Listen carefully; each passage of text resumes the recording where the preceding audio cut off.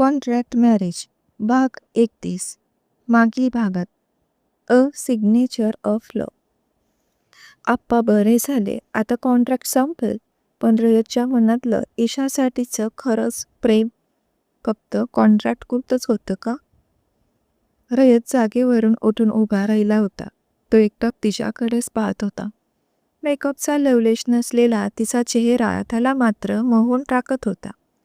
कितीही तिच्यापासून लांब राहण्याचा प्रयत्न केला तरी तो तिच्याकडे खेचला जायचा. आज तिला पाहून त्याचं काहीच धडधडत होतं. तिला जवळ घ्यावं, तिच्यावर प्रेम करावं. तू मला आयुष्यभरासाठी हवी आहेस. तिच्यासमोर तिला प्रपोज करावं असं त्याला वाटत होतं. ती त्याच्यासमोर येऊन उभी राहिली. तो तिला एकटक पाहत होता, त्यामुळे तीही भांबावत होती. आज जेवायला काय बनवू? तिने खाली मान घालून लाजून विचारलं. तिच्या सौंदर्यात हरवलेला तो तिच्या आवाजाने भानावर आला. ती किचनमध्ये निघून गेली होती. आज त्याला तिच्या मनातलं जाणून घ्यायचं होतं. त्याच्या डोक्यात काहीतरी आयडिया आली आणि तोही तिच्या मागे किचनमध्ये गेला. आता पुढे. सगळ्यात अगोदर तिने किचनमध्ये जाऊन दोघांसाठी छान चहा ठेवला. ती मस्त गरमागरम चहा कपात ओतत होती. घरी जेवण करायची माझी आज इच्छा नाही, मागून त्याचा मॅगॅझिन व्हॉइस आला. तिने मागे वळून प्रश्नार्थक नजरेनं पाहिलं. कदाचित आज त्यांना जेवायला बाहेर जायचं असेल. तिच्या मनात विचार आला. तिने त्याला हलका हसून चहाचा कप दिला. आपण आज बाहेर जेवायला जातं. तो चहा पीत तिच्याकडेच पाहत होता. तो तिला पण सोबत घेऊन जाईल याची तिला अपेक्षा नव्हती. त्याचा विचार तिच्या मनात सुद्धा आला नाही. त्याच्या बोलण्याने ती सुखावली, पण तिने चेहरा निर्विकार ठेवला. मग काही वेळ दोघे पुन्हा चहा पित होते. पुढचे 10 मिनिटं कोणीच काहीच बोलत नव्हतं. चहा पिऊन झाल्यावर तो उठला आणि रूममध्ये जाऊन तो हातात एक मोठा बॉक्स घेऊन आला. त्याने तो बॉक्स तिला दिला. Be ready. तो बॉक्स देऊन हॉलमध्ये तिचा वेट करत बसला. ईशाने तो बॉक्स उघडला. आतमध्ये एक मोठा अनारकली रेड कलरचा सुंदर वनपीस होता. सोबत मॅचिंग ज्वेलरी सुद्धा होती. तिच्या चेहऱ्यावर क्षणात स्माईल आली. तिने अलगद त्या ड्रेसवर हात फिरवला. खूप हेवी होता तो. वेगवेगळं हेवी वर्क आणि महागडे डायमंड लावलं होते त्याला. का करतात पण रयत हे सर्व? ते माझ्यावर प्रेम करायला लागलेत का? तिच्या मनाला प्रश्न पडला. विचारातच तिने तो ड्रेस अंगावर चढवला. तो ड्रेस तिला असा बसला जसा की तो तिच्यासाठीच बनवला होता. ना 1 इंच कमी, ना 1 इंच जास्त. तिने स्वतःला आरशात पाहिलं. एखाद्या परीसारखी सुंदर दिसत होती ती. तिने त्यावर मॅचिंग ज्वेलरी घातली, जे की प्लॅटिनमचं लॉकेट आणि त्यात एक लाल रंगाचा मोती बसवला होता. एका हातात लाल रंगाच्या बांगड्या आणि दुसऱ्या हातात प्लॅटिनमचं ब्रासलेट. एवढी हेवी ज्वेलरी तिने आयुष्यात कधीच घातली नव्हती. त्यानंतर तिने चेहऱ्यावर हलकीशी लॅक्मे पावडर आणि ओठावर लाल रंगाची लिपस्टिक लावली. केस पाठीमागे एका पेनीमध्ये टक करून ठेवले आणि काही खटाळ बटा कर्ली करून समोर मोकळ्या सोडल्या. हे सर्व ती त्याच्यासाठी करत होती. त्याने तिला पहिल्यांदा काहीतरी दिलं होतं, ज्याचा ग्लो तिच्या चेहऱ्यावर ऑलरेडी आला होता. गाडीचा हॉर्न वाजला तशी ती भानावर आली. रयत गाडीमध्ये तिचा वेट करत होता. तो स्टेअरिंगवर हात ठेवून तिची वाट पाहत होता. मनात असंख्य प्रश्न होते. तो स्वतः तर कन्फ्यूज होता, पण तरीही त्याला तिचं मन जाणून घ्यायचं होतं. विचारातच त्याने एक नजर पुन्हा घरावर टाकली. क्षणभर पृथ्वी फिरायची थांबली असंच त्याला वाटलं.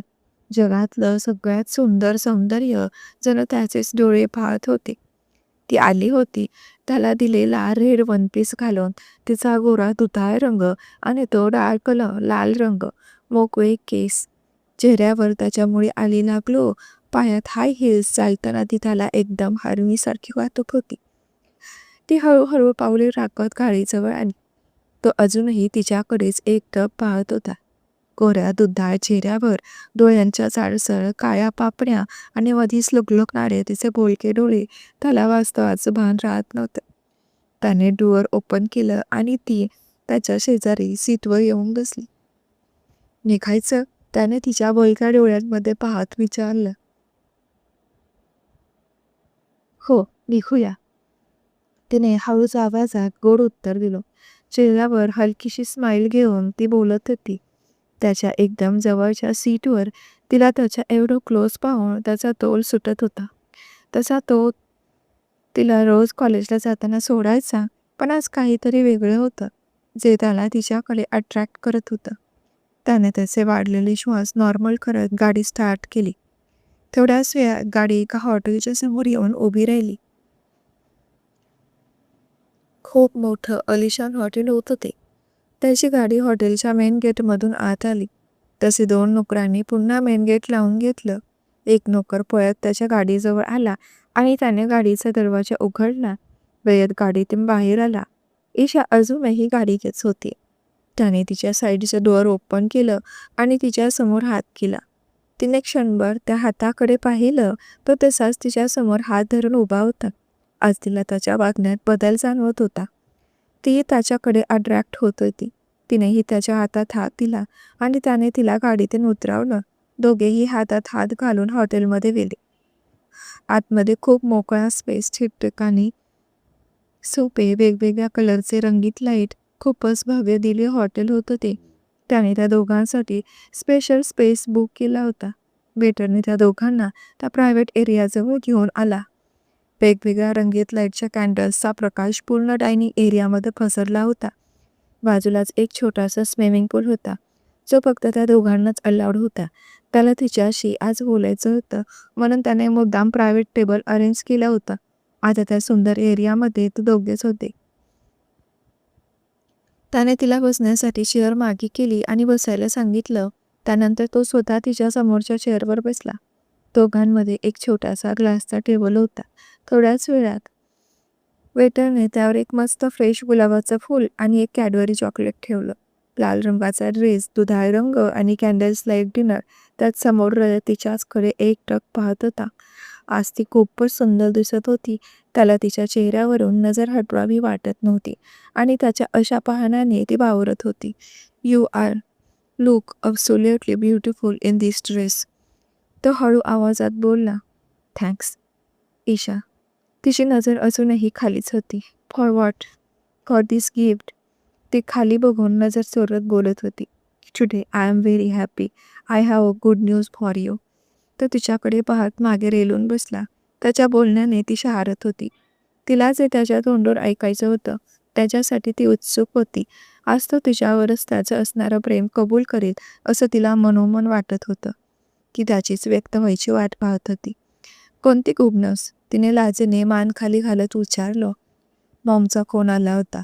काल आप्पासाहेबांचं हार्टचं ऑपरेशन झालं असून ते सक्सेस झालं नाही.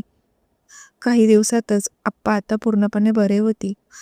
तो तिच्या चेहऱ्याकडे पाहत म्हणाला. इतक्या वेळ त्याच्याच विचारात असणारी ईशा आप्पाच्या न्यूजने झटकन मान वर करून त्याला पाहत होती. तिने त्याच्या डोळ्यात पाहिलं, पही तिच्याकडेच पाहत होता, पण यावेळी तिने नजर चोरली नाही. आप्पासाहेब बरे होत आहेत याचा आनंद तिलाही झालाच होता, पण तिला हे कॉन्ट्रॅक्ट संपणार, मग नातेही संपणार याची भीती जास्त होती.